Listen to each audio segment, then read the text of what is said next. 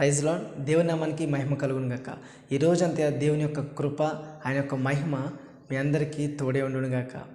చూడండి, పరిశుద్ధమైన గ్రంథం నుంచి మనం ఒక చక్కని మాట చదువుకుందాం.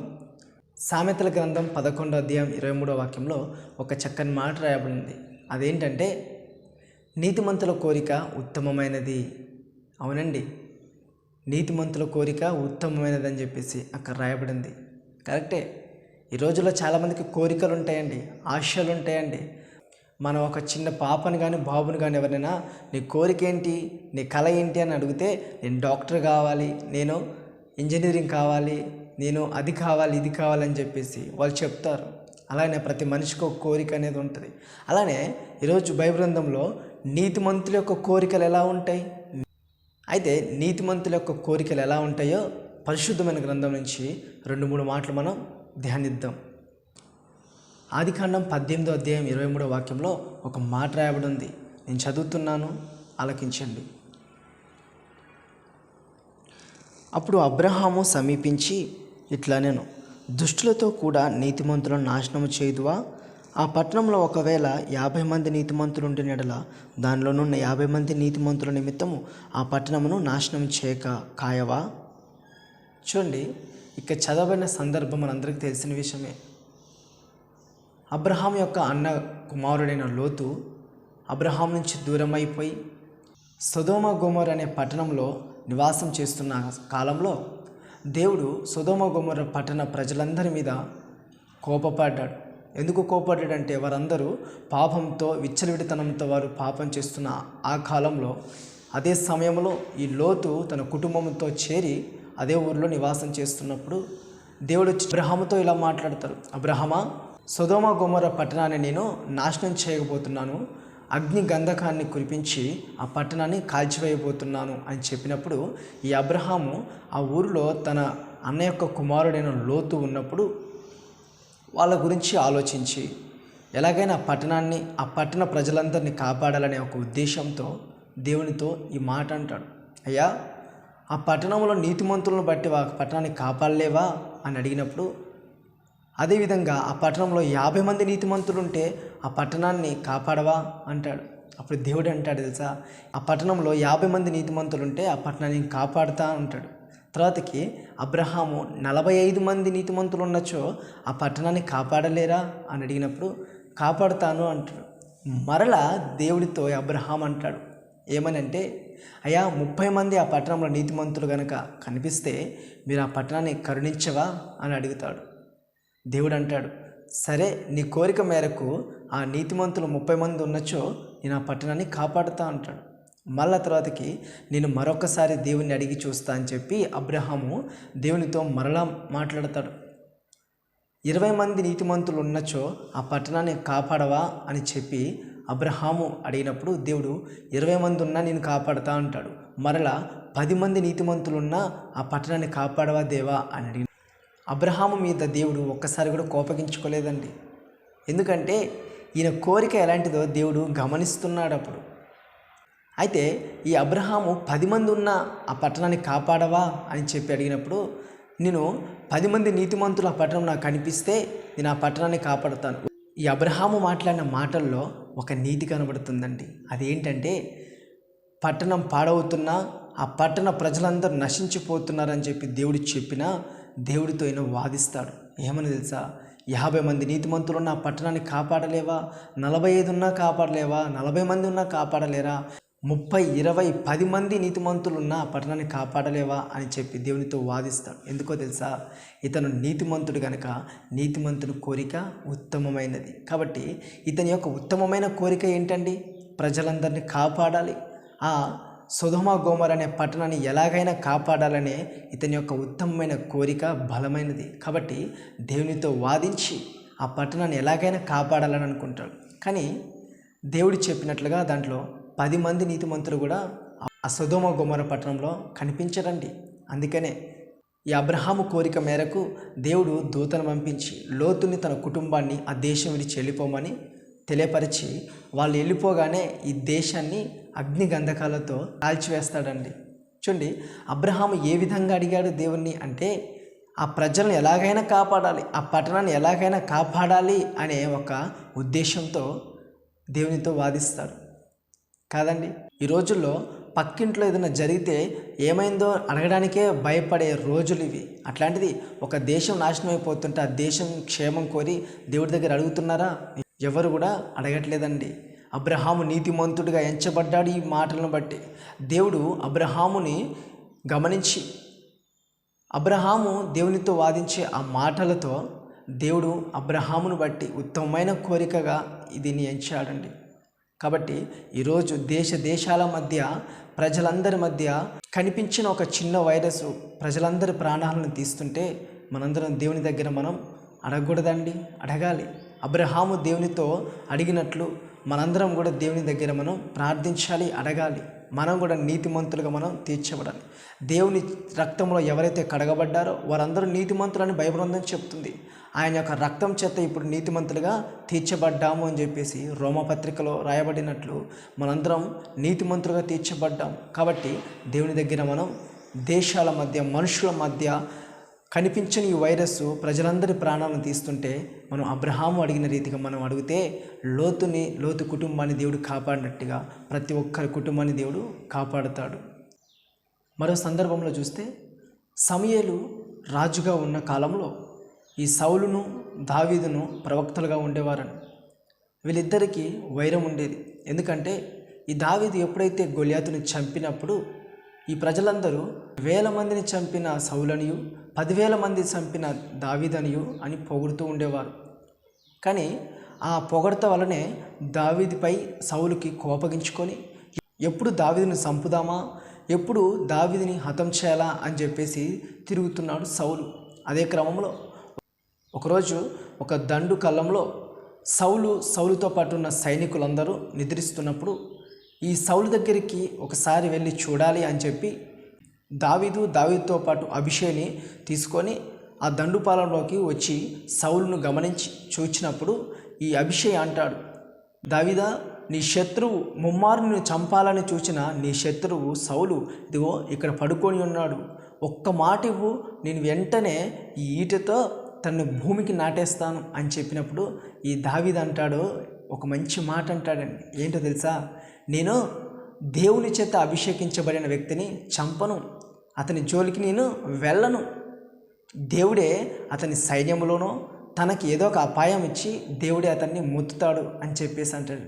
చూడండి, ఎప్పుడైతే దావీదు గొలియాతుని చంపి ప్రజలందరూ మెప్పు కోరి ప్రజల్లో ఎప్పుడైతే నాయకుడిగా నిలబడ్డాడో ఆ క్షణం నుండి ఈ సౌలు దావీదుని ఎలాగైనా చంపాలి, ఎలాగైనా మట్టును పెట్టాలి అనే ఒక ఆశతో ఎదురు చూస్తున్న ఆ క్రమంలో సౌలే దావీదుకి చేతికి చిక్కినట్టుగా ఒకరోజు దొరుకుతాడు. కానీ దావీదు చేతికి చిక్కిన పౌలును కూడా వదిలిపెడతాడండి. ఎందుకో తెలుసా? ఆయన దేవుని చేత అభిషేకించబడిన వ్యక్తి అని ఆయన గమనించి దేవుడే అతన్ని మొత్తుతాడని చెప్పి ఆలోచించి ఆయన్ని దేవుని చేతికి అప్పగిస్తాడు. కానీ ఈ రోజులండి ఒక శత్రువు కంటపడితే చాలు వాడిని ఎలా చంపాలి, ఏ విధంగా చంపాలి అని చూచే రోజులు ఇవి. కానీ దావీదు అలా చేశాడండి? చేయలేదు. ఏమాత్రము కూడా తొందరపాటు లేకుండా నెమ్మదిగా ఆలోచించి దేవుడే అతన్ని మొత్తుతాడు, నేనెందుకు చంపాలి అనే నేపథ్యంలో తను వెళ్ళిపోతాడు. చూడండి, ఈ దావీదు ఏం కోరిక? నీతిమంతుని యొక్క కోరిక. ఈ కోరిక ఎటువంటిదండి? ఈయన ఆలోచించే విధానం నీతిమంతుల యొక్క ఆలోచన విధానం. ఈ రోజుల్లో నీతిమంతులు ఈ విధంగా ఆలోచిస్తున్నారా? ఆలోచించట్లే. ఈ మాటలు ఉంటున్న ప్రతి ఒక్కరు కూడా ఈ దావీదు ఆలోచించి శత్రువునైనా క్షమించే మనసు కలిగి దేవుని చేతికి అప్పగించాడు. తనకైనా పెద్దవాడైనా తనని చంపాలని చూస్తున్నా సరే అతను ఏమాత్రం చంపకుండా, ఏమాత్రం అతని మీద కోపం కానీ, కక్ష కానీ, ద్వేషం కానీ లేకుండా దేవుని చేతికి అప్పగించి నేను అతన్ని చంపడానికి నాకు అర్హత లేదని చెప్పేసి వెళ్ళిపోతాం. అతని కోరిక ఉత్తమమైనది. ఆయన నీతిమంతుడిగా ఎంచబడ్డాడు. మరో మాట మీకు జ్ఞాపకం చేస్తాను. ఒకరోజు దేవుడు ఇదే విధంగా ఒక గ్రామానికి వెళ్ళి ఆ గ్రామంలో ఒకరి ఇంట ఉంటాడండి. ఆ ఇంట కూర్చొని దేవుడు తన యొక్క ఉపదేశాలని బోధిస్తున్నప్పుడు ఆ ఇంట్లో 2 అక్కచెల్లెలు ఉంటారు. వారు ఎవరంటే మార్తా మరియలు. ఈ మరియ దేవుని పాదాల దగ్గర కూర్చొని దేవుని యొక్క మాటలు వింటుంటే మార్త హడావిడిగా నా దేవుడు మా ఇంటికి వచ్చాడు కాదండి. ఒక సేవకుడు ఒకరి ఇంటికి వస్తే అమ్మో సేవకుడు వచ్చాడు అని చెప్పేసి దేవునికి ఇచ్చే గౌరవాన్ని మర్యాదని సేవకుడికి ఇచ్చి సేవకుడు మా ఇంటికి వచ్చాడని చెప్పేసి హడావిడిగా తినడానికి త్రాగడానికి అన్నీ తీసుకొచ్చి ఎదురు పెడతారు. అదేవిధంగా ఈ మార్త కూడా దేవునికి ఏదో ఒకటి చేసి దేవుని మెప్పు కోరాలని దేవునికి తన చేతితో వంట చేసి దేవునికి పెట్టి దేవుని యొక్క మెప్పు కోరాలని కోరుకుంది. కానీ ఈ మరి అలా కాదండి. దేవుని పాదాల చెంత కూర్చొని దేవుని యొక్క మాటలు వింటుంది. అప్పుడు ఈ మార్త అంటది, అయ్యా యేసయ్యా నీకు చింత లేదా? చూసారండి, దేవునే చింత లేదా అని చెప్పేసి అడుగుతుంది. దేవునికి ఎందుకు చింత ఉంటుందండి? నశించిపోతున్న ప్రతి ఒక్కరిని వెదకి రక్షించడానికి ఆయన భూమి మీదకి వచ్చాడు కదా. అవును, దేవునికి అదొక బాధే. నశించిపోతున్న ప్రతి ఒక్కరిని కూడా రక్షించాలి అనే కోరిక ఆయనకి బాధ కాదా? ఈ భూమి మీద ఉన్న ప్రతి ఒక్కరి యొక్క బాధల్ని ఆయన భరించట్లేదా? భరిస్తున్నాడు. కానీ మార్త ఏమంటుందండి, నీకు చింత లేదా? నేను ఒక్కదాన్నే పని చేసుకుంటున్నా, నా సహోదరి మీ పాదాల చెంత కూర్చొని ప్రశాంతంగా ఉంది, ఆమె నా దగ్గరికి పంపించి నా పనిలో సహాయం చేయమని చెప్పవా దేవా అన్నప్పుడు దేవుడు ఏమంటారు తెలుసా? లూకాసు వార్త 10వ అధ్యాయం 40వ వాక్యంలో నేను చదువుతున్నాను. మార్త విస్తారమైన పని పెట్టుకున్నట చేత తొందరపడి ఆయన వద్దకు వచ్చి, ప్రభువా, నేను ఒంటరిగా పని చేయుటకు నా సహోదరి నన్ను విడిచిపెట్టినందుకు నీకు చింత లేదా? నాకు సహాయము చేయమని ఆమెతో చెప్పమను. అందుకు ప్రభు, మార్తా మార్తా, నీవు అనేకమైన పనులను గూర్చి విచారము కలిగి తొందరపడుచున్నావు, కానీ అవసరమైనది ఒకటే. మరియ ఉత్తమమైన దానిని ఏర్పరచుకొనును, అది ఆమె యొద్ద నుండి తీసివేయబడదని ఆమెతో చెప్పాను.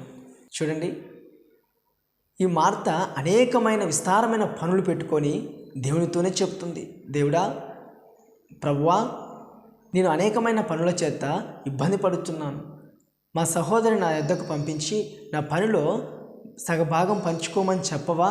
నీకు చింత లేదా అని చెప్పి దేవుడితో పలుకుతుంది. కానీ దేవుడు ఏమంటున్నాడు చూడండి, మార్తా మార్తా, నీవు అనేకమైన పనులు ఎందుకు పెట్టుకుంటున్నావు? మీ సహోదరి మరియ ఉత్తమమైనదే ఎంచుకుంది. అది ఏంటి అంటే నా యొక్క మాటలను ఆలకిస్తుంది. చూడండి, ఇక్కడ ఉత్తమమైనది ఏంటండి? దేవుని యొక్క మాటలు ఆలకించడం. మరియ వచ్చి దేవుని యొక్క మాటలు, దేవుని యొక్క పాదాల దగ్గర కూర్చొని దేవుని యొక్క మాటలు ఆలకిస్తూ దేవుణ్ణే చూస్తూ అక్కడనే నిమగ్నమైపోయింది. కానీ మార్త ఏం చేస్తుంది? దేవుణ్ణి ఎలాగైనా మెప్పించాలి, ఎలాగైనా నా వంటలు తినిపించి దేవుణ్ణి ఎలాగైనా మెప్పించుకోవాలి అనే ఆలోచనలో ఉండి ఆమె విస్తారమైన పని పెట్టుకుంది. కానీ ఈ మరియ ఏం చేసింది? దేవుని పాదాల చెంత కూర్చొని దేవుని యొక్క మాటలను వింటుంది. వీళ్ళిద్దరిలో ఉత్తమమైన కోరిక ఏంటండి? మరియది ఉత్తమమైన కోరిక అని దేవుడే సాక్ష్యం ఇస్తున్నాడు. చూడండి, చాలామంది ఆదివారం అనగానే ఏదో ఒక పని పెట్టుకొని చర్చికి రాకుండా, అలాగనే ఆల్ నైట్ ప్రేయర్స్ ఉన్నాయంటే ఆ రోజు నైట్ అంతా ఎవరుంటారు అని చెప్పేసి తప్పించుకొని ఇంట్లోనే ఉంటారండి. ఏంటమ్మా ఈరోజు చర్చికి రాలేదు, కనిపించలేదు అని అడిగితే, అయ్యా మీ పని పెట్టుకున్నామయ్యా, ఈ పని మాకు తగిలిందయ్యా అని చెప్పంటారు. కానీ ఆ పని వల్ల దేవుడి మెప్పు మీకు కలగదండి. దేవుని పాదాలకు ఎప్పుడైతే నువ్వు వచ్చి దేవుని వైపు చూస్తూ దేవుని మాటలు ఎప్పుడైతే ఆలకిస్తావో అప్పుడు నీ కోరిక ఉత్తమమైనదిగాను, నీవు ఎంచుకున్న మార్గం ఉత్తమమైనదిగాను దేవునికి కనిపిస్తుంది. కాబట్టి ఈరోజు ఈ మాటలు ఉంటున్న ప్రతి ఒక్కరు కూడా ఉత్తమమైనది ఏంటో తెలుసుకోండి. ఉత్తమమైన వాటి వైపు మనం చూడాలి. అబ్రహాము ఆ ప్రజలందరినీ కాపాడాలనే ఉత్తమమైన కోరికగా, అదేవిధంగా దావీదు పౌలుని చంపకుండా దేవుని చేతికి అప్పగించి తన ఉత్తమమైన ఆలోచనగాను, మరియ దేవుని పాదాల చెంత కూర్చొని దేవుని యొక్క మాటలు వింటూ ఉత్తమమైన కోరికగాను ఎంచబడ్డాడు. వీరు ముగ్గురు జీవితాలలో ఉత్తమమైన వాటిని ఎంచుకొని దేవుని వైపు చూస్తూ దేవుని కొరకే దేవునితోనే నడుస్తున్నారు. కాబట్టి ఈరోజు ఎంతమంది దేవుని వైపు చూస్తూ దేవుని కొరకు నడుస్తున్నారు? మీ కోరికలు ఎలా ఉన్నాయి? మీ ఆలోచనలు ఎలా ఉన్నాయి? ఒక మనిషి కోరిక ఎలా ఉంటుందంటే, శరీరం ఒకటి చెప్తే మనసు ఒకటి చెప్తుందండి. ప్రతి మనిషికి మనస్సాక్షి అనేది ఉంటుంది. మన శరీరం ఒక పని చేస్తున్నప్పుడు మనస్సాక్షి చెప్తుంది ఇది తప్పు అన్నప్పుడు అది తప్పుగానే వదిలిపెట్టాలి, ఇది ఒప్పు అన్నప్పుడు దాన్ని ఒప్పుగానే వదిలిపెట్టాలి. మన కోరిక ఉత్తమముగా ఉండాలి, దేవునికి ఉత్తమముగా కనిపించాలి. ఈ మాట్లాడుతున్న ప్రతి ఒక్కరికి కూడా దేవుని యొక్క ఉత్తమమైన కోరికలు మనందరికీ అనుగ్రహించబడును గాక. మనం చేసే ప్రతి ఆలోచన, ప్రతి కోరిక ఉత్తమంగా దేవునికి ఎంచబడును గాక. ఇటు కృప మనందరికీ దేవుడు అనుగ్రహించును గాక. తలలు వంచండి, ప్రార్థన చేద్దాం. తండ్రి యేసుక్రీస్తు ప్రభువా, ఇదిగో తండ్రి, ఉత్తమమైన కోరికగా మా ముందు ఈరోజు ప్రత్యక్షపరిచిన ఈ వాక్యాన్ని బట్టి నీకు స్తోత్రాలు. అబ్రహాము వలను, దావీదు వలను, మరియ వలను ఉత్తమమైన కోరికలను మేము కోరుకుంటకు సహాయం చేయండి. లోకాశల వైపు, శరీర కోరికల నుంచి మమ్మల్ని కాపాడి తండ్రి, మేము ఉత్తమైన దాన్ని ఎంచుకుంటకు సహాయం చేసి నీ పాదాల చెంత, నీ వాక్యం కొరకు, నీ మాటల కొరకు మేము ఎదురు చూచుటకు సహాయం చేయమని, ఈ మాటలు వింటున్న ప్రతి ఒక్కరిని కూడా మీరు దర్శించమని యేసు నామం పేట అడుగుచున్నాము తండ్రి. ఆమేన్. దేవుడు మిమ్మల్ని దీవించునుగాక.